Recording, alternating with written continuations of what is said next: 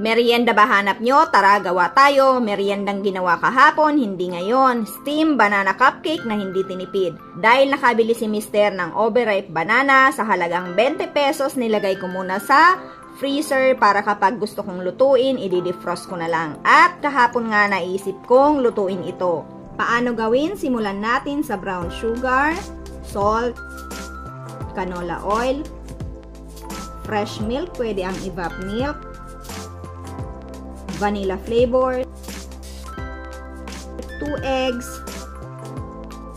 haluin lang na mabuti, isunod ang mashed banana, cinnamon powder, i-mix and iset aside.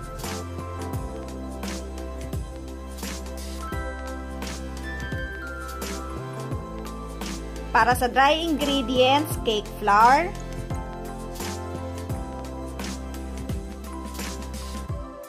baking powder, and baking soda.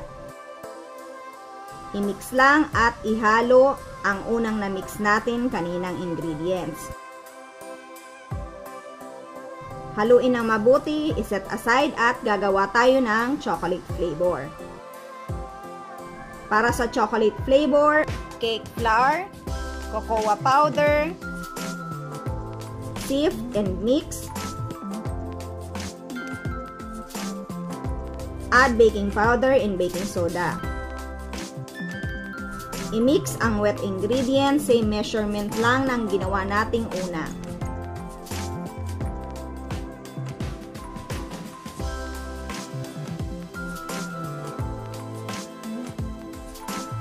Ilagay sa molder, gamit ko silicone, mas gamay kasi ako kapag silicone molder. So, gamitin nyo na lang kung ano ang available sa inyo. So, gamit kong measuring cup is 1/4 cup at naglagay ako ng chocolate bits at sliced almond. Pero optional lang ito kung meron lang kayo. Steam for 10 minutes, nasa low-mid ang heat nito at ilagay kapag kumukulo na ang tubig.